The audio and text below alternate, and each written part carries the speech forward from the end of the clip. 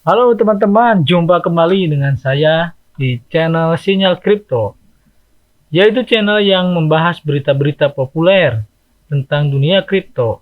Oke, bagi teman-teman yang belum subscribe, mohon di-subscribe terlebih dahulu agar tidak ketinggalan berita-berita dari kami atau informasi-informasi terbaru tentang kripto. Peringatan, di sini saya bukan penasehat investasi atau penasehat keuangan Anda. Jadi, sebelum Anda melakukan pembelian token atau koin, lakukan riset terlebih dahulu. Ya, misalkan cek dulu websitenya, Twitter, coba cek ke YouTube lain, YouTuber lain. Apabila Anda sudah yakin, silakan Anda untuk melakukan pembelian si token atau koin itu tersebut. Oke teman-teman, let's go!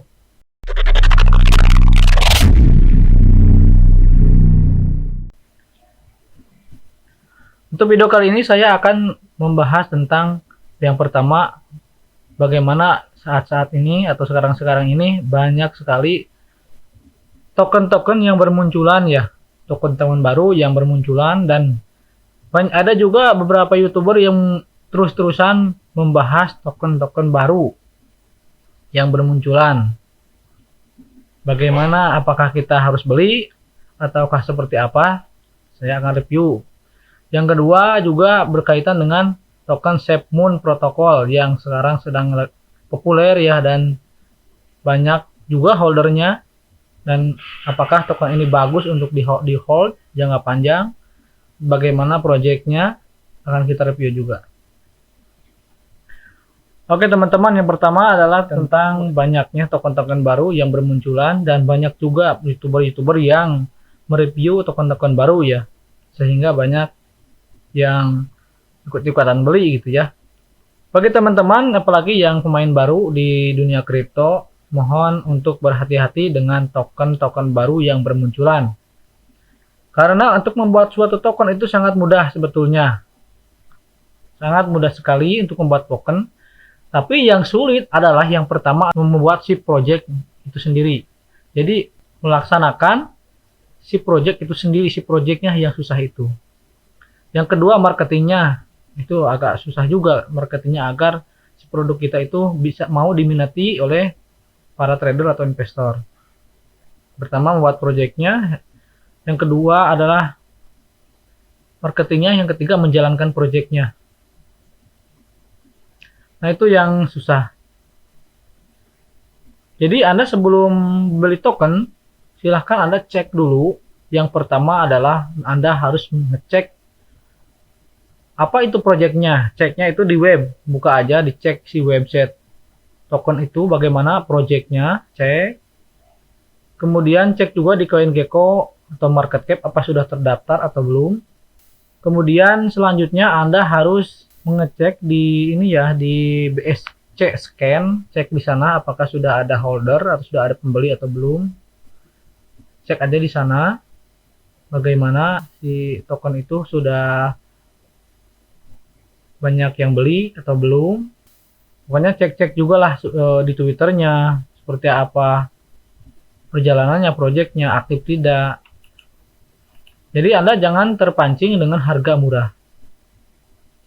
Harga murah, supply banyak. Kalau dulu ya, dulu nih, dulu itu supply-nya sedikit, tapi harga murah, kemudian dipump besar-besaran, kemudian nanti si developernya menjual tokennya sehingga harganya langsung dump dan ditinggalkan. Banyak loh yang dulu seperti itu, tahun 2020-an lah ya, seperti itu.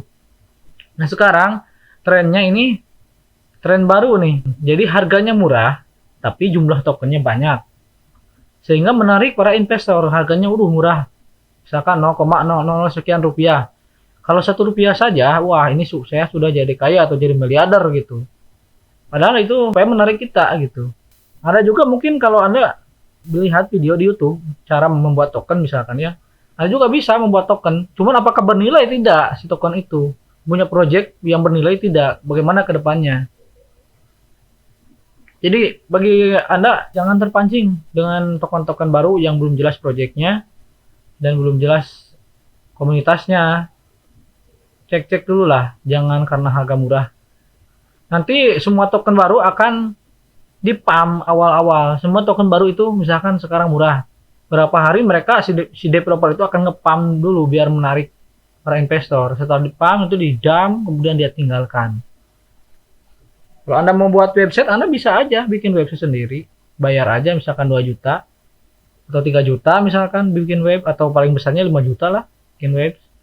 Kemudian Anda untuk listing di CoinGecko atau MarketCap bayar BNB misalkan berapa BNB, murah itu paling 1 BNB-an atau 2 BNB. Baru Anda bisa masukkan token Anda di jaringan BSC Scan. Oke teman-teman, itu yang pertama saya bahas. Jadi berhati-hatilah dalam membeli token baru. Yang kedua, saya akan membahas tentang token yang sedang populer saat ini, yaitu SafeMoon Protocol. Saya akan mereview juga SafeMoon Protocol ini. SafeMoon Protocol ini itu kalau nggak salah awal Maretan ya, udah sebulan setengah kalau nggak salah. Nah di sini saya akan ngecek ini holdernya itu.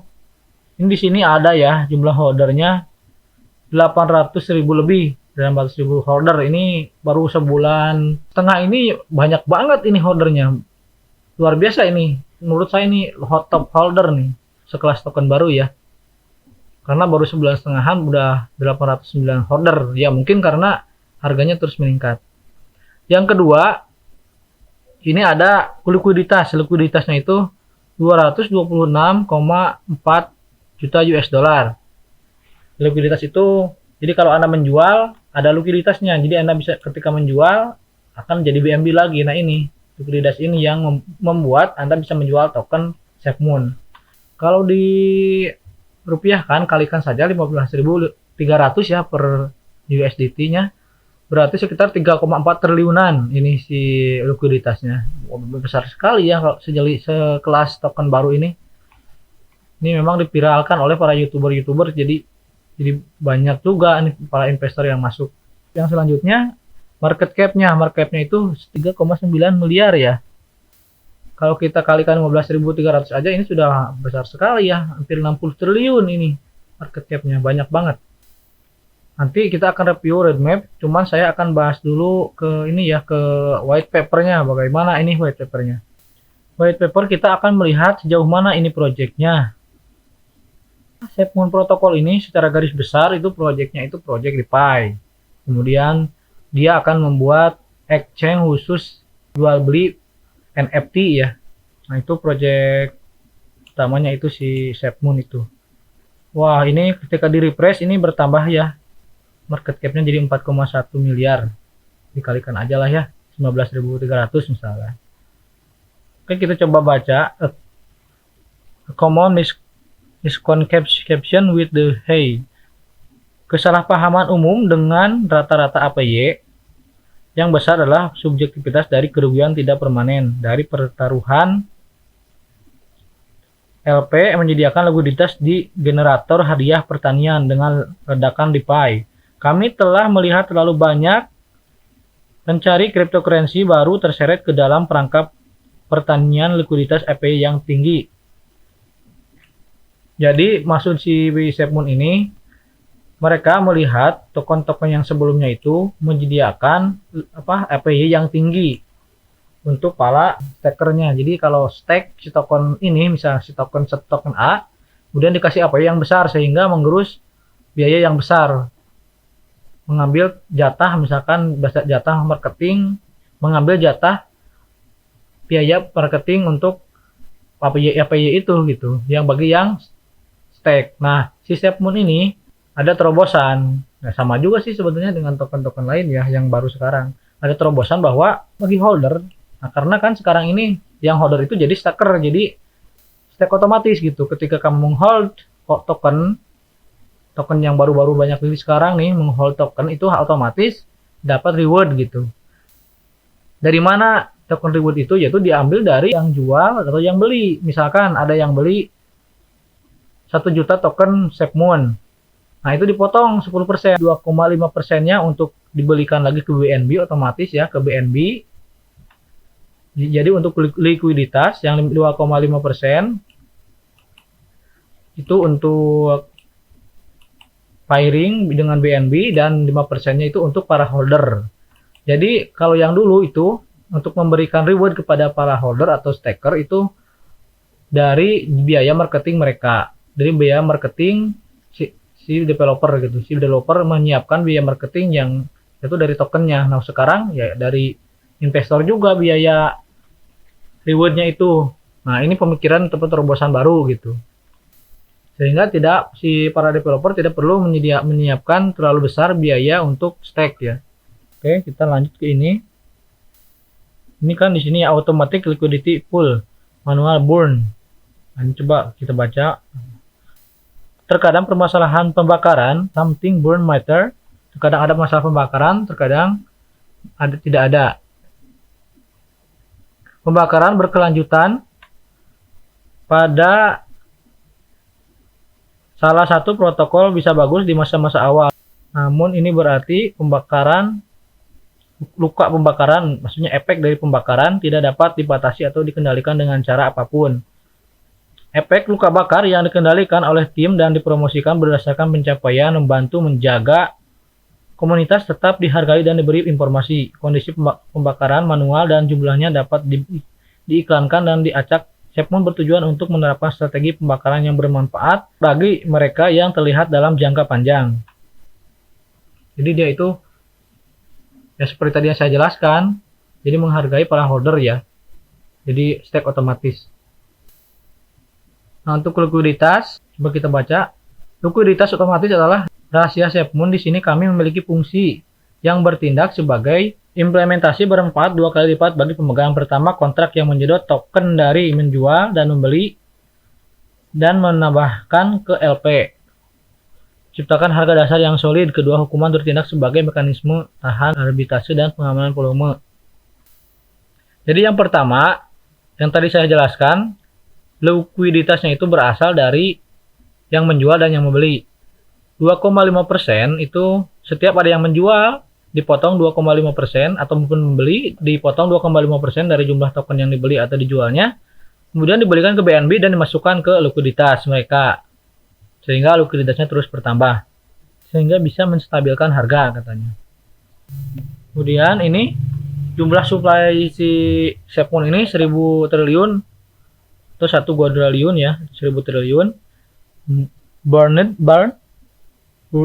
debt token. Nah, token yang developer yang dibakar itu senilai 223 triliun. Jadi di awal ini dibakar tokennya ya. Sudah dibakar 223 triliun yang milik debtnya. Kemudian by launch supply yang akan disuplaikan keseluruhan 770 triliun untuk awal ini ya, yang awal-awal. Kemudian SafeMoon protokol. SafeMoon menggunakan 3 fungsi sederhana. Refleksi plus akuisisi likuiditas protokol. Membakar dalam setiap perdagangan transaksi dikenal pajak biaya 10% yang dibagi 2 cara. Yang pertama, 5% fee didistribusikan ke para holder. Jadi 5% didistribusikan ke para holder, ada hitungannya secara otomatis ya. 5% lagi di split 50%, 50%. Jadi 2,5% untuk kontak in BNB. Dijual ke BNB, maksudnya itu dibelikan ke BNB ya, untuk likuiditas. Nah, untuk separuhnya lagi, 2,5%-nya lagi itu dipasangkan secara otomatis dengan BNB yang disebut sebelumnya dan ditambahkan sebagai pasangan likuiditas di PancakeSwap. Jadi, yang satu untuk diberikan ke BNB untuk likuiditas, yang satu itu untuk dipasangkan secara otomatis dengan BNB yang disebut sebelumnya dan ditambahkan sebagai pasangan likuiditas di PancakeSwap. Jadi total 5%, 10% ya biaya. Jadi setiap kalian beli, teman-teman beli atau jual itu dipotong 10%. Misalkan seharusnya dapat token 1 miliar token SafeMoon, maka yang akan Anda terima adalah 900 juta token karena dipotong ya 10%. Mau jual, mau beli sama. Nah, ini roadmap-nya ya. Oke, kita bahas si roadmap-nya. Bagaimana roadmap-nya gitu. Katanya di website ini, kami telah berhasil melakukan onboard dan mengonfirmasi perdagangan Dogecoin dengan BBPOM. Kami juga telah berhasil mulai proses integrasi dengan Whitebit segera dan memulai dokumen hukum dengan Bitmart. Ukuran tim kami berlipat ganda dan kampanye pemasaran kami telah dimulai. Ini pada kuartal 1 2020 berarti Januari sampai Maret. Ini sudah mereka lakukan katanya. Ini sudah dilakukan oleh mereka nih kan. Karena sekarang kan masuk ke fase kuartal 2. Kemudian integrasi economics white paper akan diselesaikan bersamaan dengan selesainya aplikasi SafeMoon Wallet. SafeMoon Wallet aplikasi ya. Jadi dia itu di kuartal 2 ini mau membuat aplikasi SafeMoon Wallet. SafeMoon aplikasi wallet dan game The Bitmart. Dan game integrasi Bitmart dengan Techonomic juga akan selesai pada kuartal ini. Dan kami juga akan mulai merancang NFT exchange. Jadi kuartal sekarang nih, April sampai bulan Juni, mereka mau membuat aplikasi SafeMoon. Aplikasi SafeMoon, jadi kita bisa menyimpan wallet di sini dan bisa juga main game ya di dalam aplikasi ini. Mirip juga ya dengan Pancake ini. Nah, kemudian juga mereka akan membuat exchange atau bursa ya khusus perdagangan NFT. Jadi kalau kalian punya NFT bisa diperdagangkan nanti di sini. Ini untuk Q2. Kemudian kami akan mengintegrasikan SafeMoon dengan pasar Afrika selain menyiapkan kampanye amal dan pemungutan suara. Kami akan menjelajahi bursa lain seperti Binance. Nah, jadi dia itu mau memasarkan juga di Afrika katanya. Kemudian dia mau juga untuk menjelajahi Binance. Jadi mau rencana untuk listing di Binance kata di sini ya di kuartal 2 ini. Dan mereka akan menambahkan ya, ini akan menambahkan jumlah timnya 30% ya untuk membantu percepatan mungkin ya. Untuk kuartal 3 mereka roadmap-nya kami akan menyelesaikan aplikasi pendidikan kripto. Nah, dia juga akan membuat aplikasi khusus pendidikan tentang kripto. Yang pertama tadi likuiditas otomatis ya, kemudian membuat wallet SafeMoon ya, kemudian yang di dalamnya ada gamenya juga. Kemudian membuat exchange NFT khusus NFT. Kemudian akan membuat aplikasi pendidikan khusus kripto. Ini project mereka ya itu ya. Kemudian kami akan memulai pengumpulan donasi daftar komunitas untuk beberapa bursa. Jadi mereka akan mengumpulkan donasi atau meminta bantuan atau donasi mungkin kepada para komunitasnya ya, agar bisa listing di Coinbase, Binance, dan Kraken. Ini untuk kuartal 3 berarti bulan Julian ya, bulan Juli sampai bulan Desember, Juli, Agustus, September. Juli, Agustus, Septemberan mereka rencananya mencari donasi dan akan mencoba untuk listing di Binance. Ini juga tapi belum fix ya untuk listing di Binance sekarang. Tapi rumor-rumornya mau listing di Binance, cuman saya belum ada info di Binance secara langsung bahwa akan listing token ini gitu. Kemudian kuartal 4. Di kuartal 4 kami akan menyelesaikan SafeMoon Exchange dan proyek amal kami. Jadi di kuartal 4 mereka akan menyelesaikan SafeMoon, bursa SafeMoon ya. Dan memulai integrasi berikutnya dengan pasar Afrika tambahan. Kami akan membuat kantor SafeMoon yang berbasis di Afrika. Dia juga akan membuat kantor SafeMoon di Afrika, katanya di roadmap ini. Kami akan mengambil donasi untuk proyek amal kami berikutnya dan juga memulai pemungutan suara untuk proyek berikutnya. Kami akan menetapkan beasiswa SafeMoon di kuartal ini. Jadi dia itu hasilnya itu akan didonasikan dan akan meluncurkan program beasiswa ya. Beasiswa SafeMoon namanya. Ini mohon ya, ini ya. SafeMoon scoring in this quarter as well. Ini kuartal 4. Ini kalau melihat dari proyeknya memang bagus. Proyeknya bagus ya, terus holdernya banyak, dan likuiditasnya banyak. Tapi ini kalau menurut saya ini semua dari yang mereka rencanakan dari kuartal 2 sampai 4 ini proyeknya belum ada yang jalan sebenarnya, seperti SafeMoon app. Ini belum jalan loh, ini SafeMoon aplikasi wallet dan game. Ini belum jalan ya. Kemudian exchange NFT belum jalan dan saya belum melihat di sini rencananya kapan gitu tanggal akan launchingnya. Coba kita lihat. Our team, how to buy white paper, merge. Ini belum ada di sini, belum ada loh. Kalau belum ada kapan si NFT exchange-nya akan diluncurkan. Biasanya suka ada di sini menu apa misalkan exchange atau apa. Jadi, saya simpulkan dari review yang saya sampaikan, si Sepon ini melihat dari pertama likuiditas dan market cap memang bagus. Likuiditasnya besar, market cap besar, sekelas token baru. Yang kedua, rencana proyeknya lumayan bagus. Pertama, proyeknya itu likuiditas, penambahan likuiditas ya, DeFi. Yang kedua, akan membuat aplikasi atau wallet SafeMoon dan game di dalamnya akan bisa main game gitu ya. Yang ketiga, akan membuat pendidikan khusus kripto yang proyeknya. Yang keempat, akan membuat exchange NFT, jadi bursa khusus perdagangan NFT. Tapi dari proyek utama yang 4 tadi itu belum ada yang jalan satupun, dan belum ada juga misalkan tanggal rilisnya kapan, atau misalkan berapa hari lagi ditampilkan di web, belum ada. Mungkin banyak investor yang membeli token ini karena ya dipomo-pomoin misalkan gitu ya, atau banyak juga nih yang bahas di YouTube tentang SafeMoon ini sehingga pada beli. Ya mudah-mudahan sih ya dijalankan oleh para developernya proyeknya itu tidak mandek gitu proyeknya. Kalau saran saya sih jangan dulu beli sekarang karena sedang naik-naiknya si SafeMoon ini. Bayangkan aja ini udah naik beribu-ribu persen, berapa kali lipat gitu ya. Nah, tadi pagi saya lihat harganya itu 0,15 rupiahan ya, antara 0,15 sampai 0,616 rupiah. Udah naik hampir 1 rupiah sebentar lagi mungkin ya. Nanti kalau Anda beli sekarang takutnya turun dulu, koreksi dulu, karena setiap ada kenaikan pasti ada penurunan. Karena ada juga yang take profit ya. Nah, kesimpulannya itu aja. Berhati-hati aja kalau beli sekarang ya, karena nanti bisa aja koreksi gitu. Nah, untuk proyeknya yang sudah saya simpulkan, belum ada satupun yang sudah jalan ya.